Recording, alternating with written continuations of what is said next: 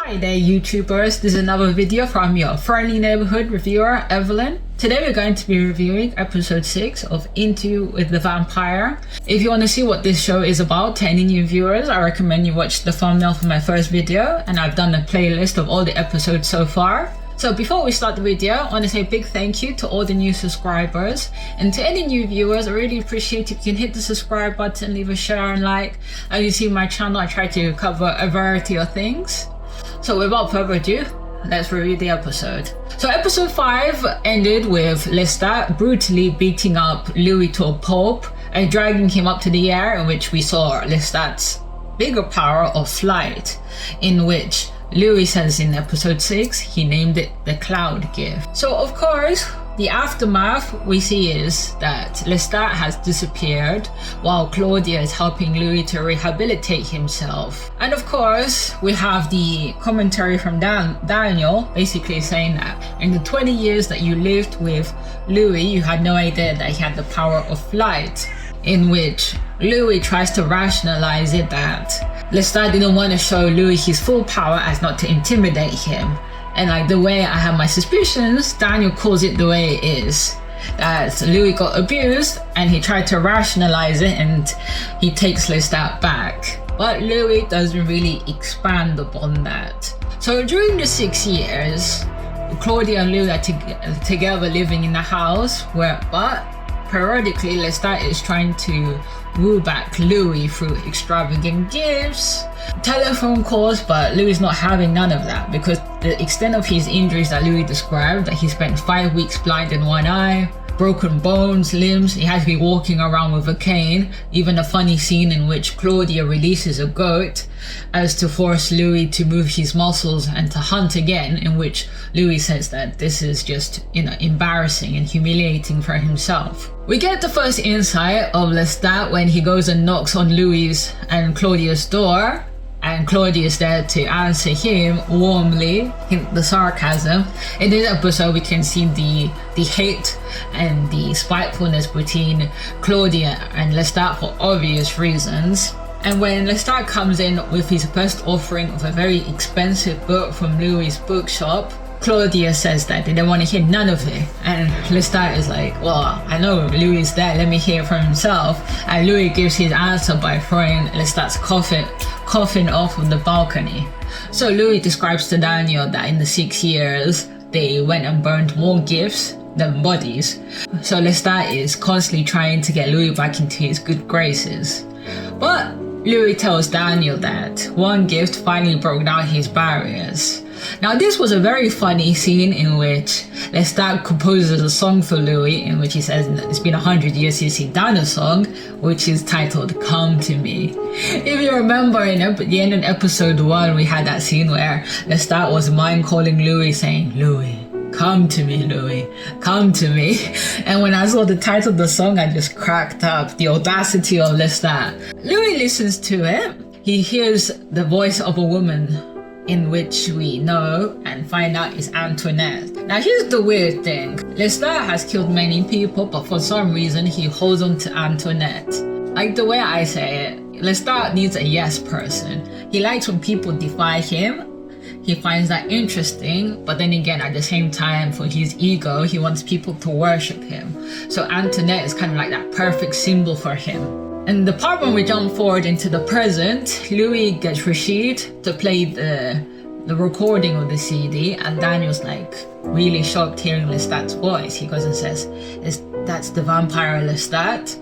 Now, an interesting thing, in this episode, Daniel keeps referring to lestat as the vampire lestat. That's an Easter egg for the book, because we're going to get into the big Easter eggs types of things in this episode. Because why I say that's going to be a big Easter egg is what happens after. So Louis gets really angry that lestat has the audacity to write him a love song, but to put his lover on the record. So he swims across the Mississippi River and he kicks in the door where lestat is, and lestat is there like so happy to see Louis. Louis knew that lestat did that to get a rise out of Louis, And Louis finds Lestat with Antoinette. They're both naked together, in which Louis tells the most obvious things. You write me this love song, but you have the voice of your mistress there. And Lestat has the goal to say that he wanted a clear voice. So we kind of see the love triangle there. I think Lestat keeps Antoinette as well as a constant thing to remind him how much, when we say when you make the other person you love jealous, it's kind of like a measure of how much the other person really loves you to see how jealous they are. So Louis tells Antoinette to get the hell out of the place, but Antoinette is indignified. She says, Lestat, as being the third woman, and Lestat tells Antoinette to get out from the house. So while Antoinette is there smoking her cigarette, Louis and Lestat have a makeup reunion.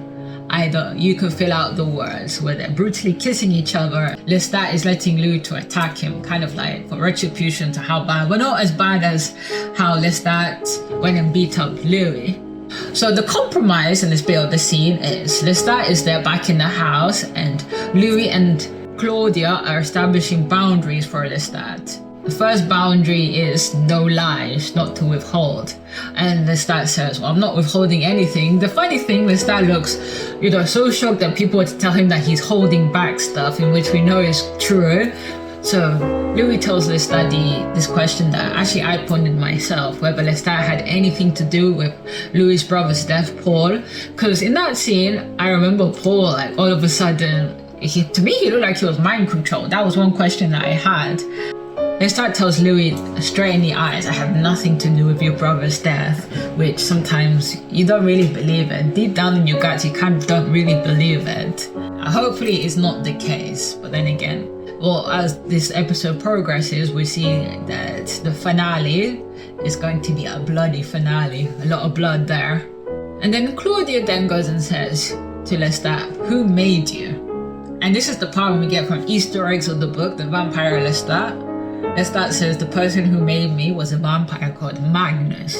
And I did mention that in my first video that I did, that Lestat got turned by a vampire. But there's a different time setting. I've already skimmed through the book of the Vampire Lestat, but Lestat tells in detail how Magnus kidnapped him from his apartment in Paris and held him with dead bodies that all looked like him. Lestat tells Claudia and Louis that he got forced to turn into a vampire. He thought he was going to die, but not before his maker left him some money and then threw himself into the fire. Then Lestat talks about how he never wanted to be a vampire. And now that's important because in the book, people, put in the comments to see whether I'm remembering this correctly. Lestat tells Louis, I'm going to give you the choice I never had. Because that's a big thing about Lestat. He never chose to be a vampire. It was done to him by force without his choice. So in kind of a sense that he goes and he asks Louis, just say yes if you want to be a vampire. But there was the most seduction and manipulation that somebody at that weak point. And then Lestat goes and says, well, after when he was left alone, he was left alone with no rules, no boundaries on how to be a vampire. He was just all by himself and he couldn't picture the idea of being a vampire. And we can see in that scene that Louis started to soften towards Lestat to hear about his hard life. But as well, Claudia goes and says, you need to kill Antoinette. Because that's a big sticking point that for anybody, it's like any rational person in a relationship don't want a third person in it. But Lestat tries to justify that it says private, but Claudia says affair. So as the episode progresses, all three of them try to live back together as one, but the sniping and the passive aggressiveness between Lestat and Claudia is too much, as where poor Louis is trying to mitigate the situation by trying to convince each one to get along with each other. He's like, in this case, Louis is the battered wife here, wants to take back her, their husband, but the children can't stand it because of the obvious violence there was. And within the episode, we start to get hints that the citizens of the town where they're living in New Orleans are starting to get weary of these ageless, two men and this girl. So they start having little trinkets and offerings outside of their house. Well, we do know that the Mayfair witches are in the same timepiece, the same kind of era of the series, because it was mentioned in episode 1 about the Mayfair witches, in which we know that there will be a series coming out in January, which I'll be watching. Trust me when I say I will be watching that series. But Louis tells Daniel that he had to make concessions of being leaders to compromise, because when all three of them are sitting down in a park bench where they usually sit, Lestat brings up the question saying that if Louis is still eating just animals and Claudia humans, and Louis says he doesn't discriminate, but both Claudia, and this is the only time that both of them agree, that both of them say that they feel tolerated by Louis, that Louis carries this sense of superiority, but Louis says that's not the case. But when Claudia says that's how she feels, Louis then makes the concession, okay, all of us just hunt humans. But let's start in that moment when Louis goes off to hunt a human. He tries to say, the old vampires shouldn't fight, but Claudia is not accepting that apology. I think if Lestat was very genuine in his apology, and probably if he gave it another 10 years, maybe Claudia would have been a bit more nicer. But then again, it's a lot of what ifs, and what ifs.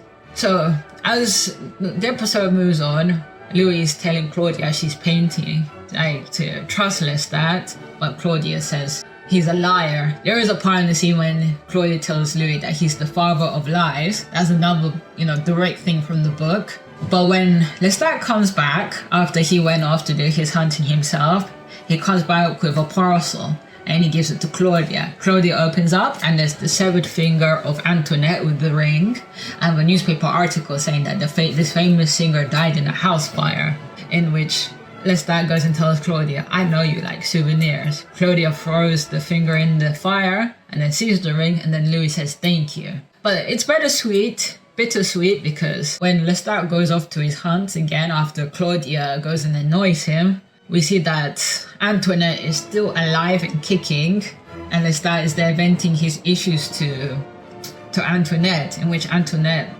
tells Lestat, it doesn't matter, we can move somewhere else. Oh, I'm going to try changing my name. And Lestat tells Antoinette it's ridiculous. My only place here is in New Orleans. Despite how much he may be frustrated, I don't know, being vampires, it's a lonely life, so if you have enough companions or people that you made, you don't want to leave them behind, because they're the only people that can understand you somewhat. But Antoinette goes and says, how can I be a singer or actress or anything if I'm a cripple? So she takes off the glove and we see her severed finger. And she outrightly tells us that promises were made. And Lestat says, yes, they will be made. And then they say they love each other. But by the window, there's both Claudia and Louis. They're hearing the whole thing. Claudia outrightly tells Louis, so you're not going to leave him? And he says, no. And Claudia then says, because Claudia was planning to leave the household because she really wants to find different vampires. And this will be a big hint for season 2, because I see how this show is going. Louis tells Claudia, you don't need me anymore. Just go off to the places that you are planning to go to. So they have a tearful goodbye. And Louis tells Daniel in the present time he contemplated ending his life in the sun, but he wouldn't do that as his brother Paul did when their sister got married. He was going to do the next day. So he goes off back to the house, and Lestat's there listening to the radio. Lestat tells Louis, come listen to this. Germany has invaded Poland, so we can see the start of World War II. And then we get the shocking scene that Claudia is there. Lestat tells Louis that with the war coming about, he was thinking about their sister and decide to bring her back, something like that. But we know that's the case. We see what really happened. While Claudia was escaping in the train, she was really happy to be going off by herself. The train conductor gets brutally murdered by Lestat, and Lestat is walking through the carriage with the train conductor's head. A very funny scene. And Lestat basically tells Claudia, we endure each other for Louis. And Louis right now is in a very fragile state, and you need to come back to Louis to make him happy. Because Claudia tells Lestat, why do you even want me? You only made me for Louis. He said, yeah, to make Louis happy. And Lestat, in that moment, threatens Claudia, if you run away again, I will end your life. I'll make your bones into dust. In which we have the end of a very scary scene. And then at the end of the episode, we see, both of them were telepathically talking to each other, and Claudia was doing a chess game with Lestat. Claudia tells Louis telepathically that I'm going to murder Lestat. And then Louis is like, just don't do it. He's, very powerful. And then Claudia tells Louis, there's another secret between the both of us.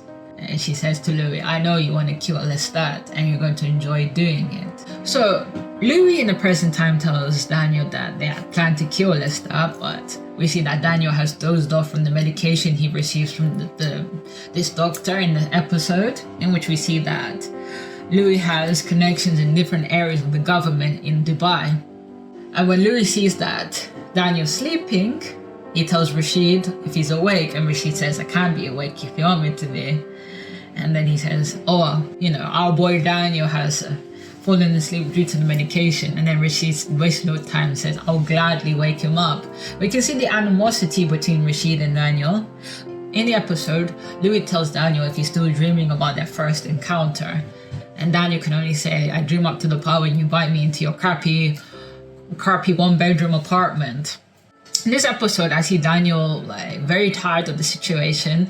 Well, not tired, he's a bit more gritty. I think maybe due to the medication or what he was being injected with this treatment for his Parkinson's.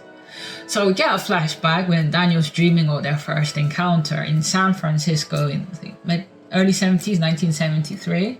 Daniel's there in a gay bar, and that's where he meets Louis. Now this part is where I was thinking, when they showed this part, I was like, about Rashid, oh my god.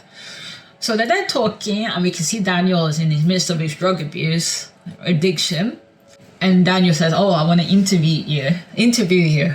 And then Louis says, why me? I'm no one of importance. And then Daniel starts to talk about he likes to, interview people on the fringe, not typical people, like real people.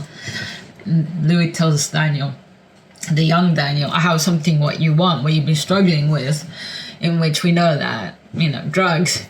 And Daniel tells Louis, you're not a narc, are you? Thinking he's maybe undercover police. And then Louis smiles and says, I'm a vampire.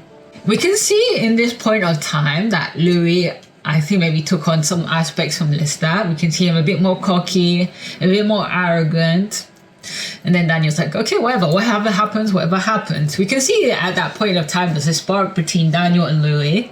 And then Louis turns around and tells this guy, do you want to join us? And then we see Rashid in 1973. We have to bear in mind, this is a dream. We don't know this is an actual memory. And when we see Rashid, he looks very disgusted at the idea of Louis and Daniel there. And then we see that Daniel wakes up in the start. So that was the end of the episode. But there's a lot of stuff that's going to be for episode 7, the finale. I thought this was going to be 8 episodes. I was, a bit sad to hear about that. Because in the next episode, it's going to be... I saw the promo. Now all 3 of them are going to be forced to move out from New Orleans.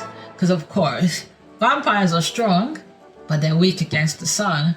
If you have a whole town planning to hunt you down, of course you gotta be vulnerable. And of course, the last episode will be the murder scene. I see for season 2 is Claudia and Louis going to Paris, and then they'll meet Armand. But the whole question is about Rashid. Who is this person, Rashid? And was this an actual memory or just a dream? When you start dreaming about stuff and our characters come into your memory. So we don't know whether this is real. We have yet to find out for episode 7. And the fate of Lestat. And how did Louis come to where he is. Okay, so this is the end of the video. A big thank you to all the people that made it here. And you let me know your thoughts and comments about this episode and what's going to happen at the end. So as I leave you always,